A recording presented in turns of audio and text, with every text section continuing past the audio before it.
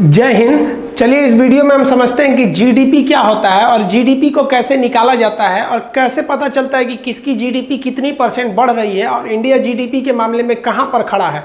और जीडीपी के बाद आता है एनडीपी भी आती है, जीएनपी आता है, एनएनपी आता है।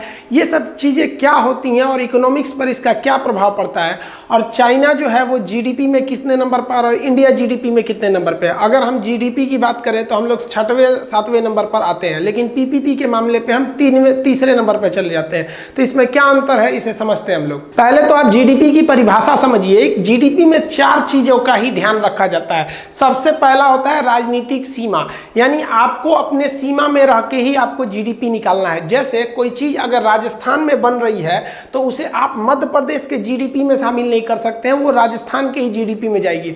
वैसे ही अगर कोई चीज इंडिया में बन रही है तो उसे आप चाइना की जीडीपी में नहीं शामिल कर सकते हैं। जैसे चाइना की कोई कंपनी, मान लीजिए क्यूकी नाम की एक कंपनी है क्यू, तो वो इंडिया में आके घड़ी बना रही है, सपोज की यहाँ पे, तो वो घड़ी इंडिया में बन रहा है, भले चाइना की कंपनी बना रही है, तो वो इंडिया की जीडीपी में आएगा।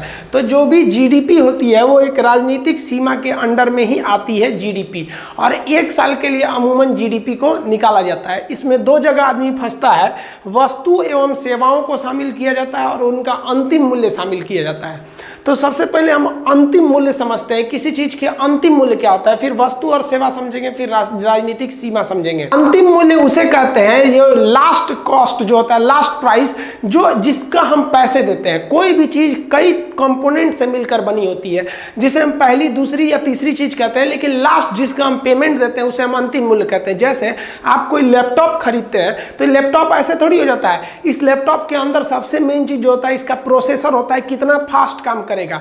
अब ज्यादातर लैपटॉप्स में आपको इंटेल कंपनी का एक प्रोसेसर मिलेगा। तो आप बताइए, क्या आप प्रोसेसर खरीदने जाते हैं? आप तो लैपटॉप या कंप्यूटर खरीदने जाते हैं, लेकिन उसमें प्रोसेसर है, तो ये पहली वस्तु है।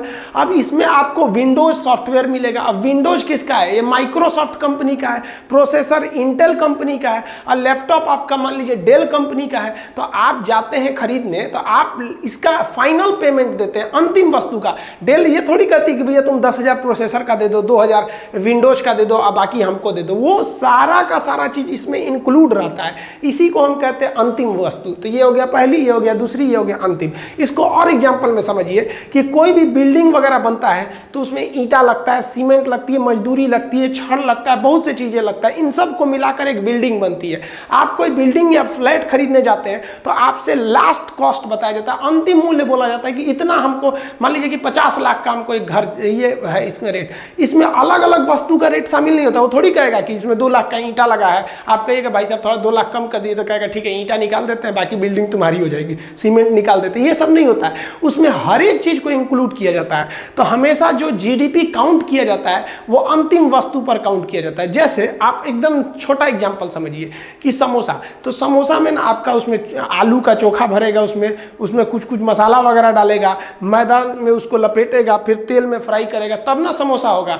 समोसा जाते हैं खरीदने तो क्या कहता है कि 1 रुपया मैदा का, 2 रुपया आलू का, 8 आना तेल का, उसमें जो चटनी दिए उसका, मिर्चा उसका, ये सब अलग अलग काउंट करता है। कभी नहीं करेगा आपसे 7-8 रुपया लेगा, कहेगा कि भैया ये एक समोसा का अंतिम मूल्य है। तो कभी भी हम पेमेंट किसके बदले देते हैं? क्या पहली वस्तु का पेमेंट देते हैं? ना दूसरी वस्तु का देते हैं। हम पेमेंट देते हैं अंतिम वस्तु का पेमेंट देते हैं। कहीं भी हमको पेमेंट करना होता है अंतिम वस्तु का।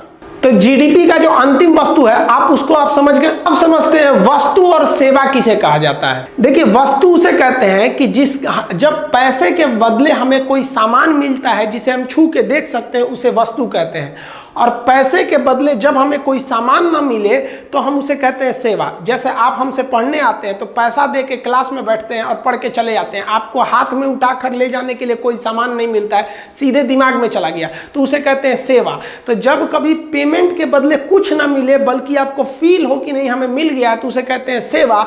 और अगर सामान मिल गया तो उसे हम क्या कहते हैं? वस्तु। जैसे आप होटल में खाना खाने जाते हैं तो जो मैनेजर को पैसे देते हैं वो आप पैसे उस वस्तु के बदले दिए जो उसने आपको खाने के लिए दिया, लेकिन जो वेटर को टिप देते हैं 10-20 रुपए, वो क्या है? वो सेवा के बदले दिए कि वेटर आपको ले आके रखा, नहीं तो खुद जाके आपको ले आना पड़ता। तो वो हो गई आपकी सेवा। इंडिया में अलग अलग टाइप की वस्तुओं का निर्माण होता है, जैसे कार वगैरह का निर्माण हो गया, इलेक्ट्रिक सामानों का निर्माण हो गया, बिजली घर, कोयला, सीमेंट फैक्ट्री हो गया, मोबाइल बनते हैं, कैमरा बनता है, हर एक चीज के बनते हैं सब। आपके बिल्डिंग इक्विपमेंट में कुदारी, मान लीजिए करनी, बसूले, सब चीज बनते हैं सब यहाँ पे। ये जितनी चीजें बन रही है, जैसे हॉस्पिटल इक्विपमेंट हो गया, उसका ऑक्सीजन सिलेंडर बनेगा, आपका बेड बनता है, वेंटिलेटर बनता है, लाइट्स बनते हैं, ये आपका जो खेती के इक्विपमेंट होते हैं ये भी कहीं ना कहीं फैक्ट्री में बन रहे होते हैं सब। ये दूध बन रहा होता है, कोल्ड ड्रिंक, पेप्सी, ये सब जितनी चीजें हैं ये सब क्या है सब भाई, ये गुड्स है, सब सामान है जिसका उत्पादन इंडिया में हो रहा है। जैसे कपड़ा का उत्पादन हो गया, खेलने वाली चीजों का उत्पादन हो गया, ये सब क्या चीज आ जाते हैं, सब गुड्स हो जाते हैं सब। अब हिंदुस्तान में करोड़ों चीजें बनती हैं सब, इसका ही हिसाब रख लेना जीडीपी कहलाता है। तो जीडीपी में हम केवल वस्तु को तो शामिल करते हैं, साथ ही साथ हम सेवाओं को भी शामिल कर देते हैं। सेवा में देखेंगे तो जितना भी ट्रांसपोर्ट है वो सेवा तो करता है, पैसा लेता है, हमें कुछ देता थोड़ी है। एयर इंडिया के जहाज में बैठेंगे तो क्या जहाजिया दे देगा आपको, दिल्ली से उठा के आपको लखनऊ छोड़ देगा कि पूरा जहाज दे देगा आपको। ट्रेन हो गया, बस हो गया, कोई भी ट्रांसपोर्ट हो गया, वो क्या है, सेवा है। पैसा लेके बदले में हमें यहाँ से वहाँ पहुँचा देता है। बैंकिंग, LIC क्या है, सेवा है। स्कूल, कोचिंग, ये सब की सब क्या है, सब सर्विस सेक्टर है, सब सेवा का चीज हो गया आपका।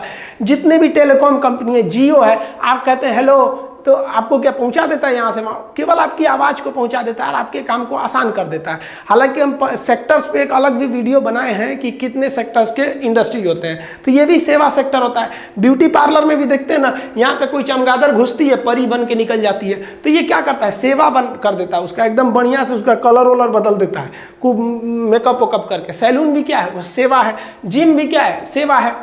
तो जीडीपी में आप अंतिम वस्तु समझ गए, हमें किस चीज का प्राइस जोड़ना है, अंतिम वस्तु का, और किस किस चीज का। तो वस्तु और सेवा का अब आप सोचिए कि अकेले जियो कितना करोड़ कमाया, एयरटेल कितना कमाया, अमूल दूध वाला, सुधा दूध वाला, सोनी कंपनी वाला, अब बताइए कितनी कंपनियां हैं, वो कितना पैसा कमा रही होंगी। उन सारे के सारे को जोड़िएगा तो आपका क्या आएगा, इंडिया की जीडीपी निकलती है। अभी और कुछ है जीडीपी में, आप समझते हैं राजनीतिक सीमा, एक साल तो समझ में आ ही गया होगा कि साल किसे कहा जाता है। राजनीतिक सीमा क्या होता है, देखिए ये जो नक्शा दिख रहा है ये हमारा भौगोलिक सीमा है, भूगोल के हिसाब से। लेकिन इकोनॉमिक्स इस भूगोल के सीमा से भी बड़े सीमा को मानता है, वो कहता है हमको पॉलिटिकली बाउंड्री चाहिए, राजनीतिक सीमा। जैसे कोई यहाँ पर मछली पकड़ने चला आया तो ये इसकी राजनीतिक सीमा है। मान लीजिए यहाँ से कोई पेट्रोल निकाल रहा है, मछली पकड़ने वाला क्या हो गया, राजनीतिक सीमा। कोई यहाँ समुद्र से पेट्रोल निकाल रहा है तो ये हमारे भौगोलिक सीमा में नहीं है, लेकिन हमारे राजनीतिक सीमा की वजह से भी ये हमारी ही जीडीपी में आएगा। अब जैसे एयर इंडिया का जहाज है, अब वो इंडिया से गया, किसी को दुबई छोड़ के आया, तो इंडिया तो क्रॉस करके दुबई चला गया, तो आप कहेंगे कि आप बताए थे सर जीडीपी में हमारी अपनी सीमा होनी चाहिए। तो भौगोलिक सीमा नहीं, राजनीतिक सीमा। वो भले दुबई गया है, दिल्ली से गया है दुबई, लेकिन उस पर राजनीतिक रूप से भारत का अधिकार है। तो एयर इंडिया की सारी इनकम किस में आ जाएगी, जीडीपी में। हमारे जो दूतावास है, जैसे मान लीजिए पाकिस्तान में है, इंग्लैंड में, वो दूतावास, और वो दूतावास वहां पर किसी का काम करता है। जैसे मान लीजिए किसी का पासपोर्ट खत्म हो गया तो वहां पे फीस देगा ना कि भैया मेरा पासपोर्ट का डेट खत्म हो गया, आप बना दीजिए। तो वो जो फीस होती है एम्बेसी की, दूतावास की, वो हमारे भौगोलिक सीमा में नहीं है, लेकिन राजनीतिक सीमा में वो भी चली आती है। तो ये चारों चीज अगर याद हो गया तब हम आगे बढ़ते हैं जीडीपी समझाने के लिए। ये तो बेसिक चीज हो गया। तो जीडीपी में क्या रखते हैं, राजनीतिक सीमा के अंतर्गत एक साल में उत्पादित होने वाली सभी गुड्स यानी वस्तु एवं सर्विस यानी सेवाओं का अंतिम मूल्य को आप शामिल कर लेते हैं तो उसी को जीडीपी कहते हैं। मोदी जी ने कहा है ना कि हमें अपनी जीडीपी को 5 ट्रिलियन बनाना है।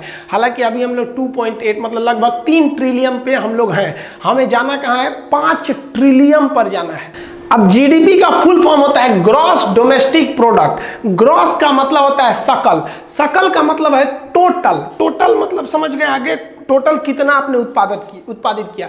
तो ग्रॉस डोमेस्टिक मतलब अपने घर में यानी अपने देश, अपनी सीमा के अंतर्गत आपने कितना उत्पादन किया, इसी को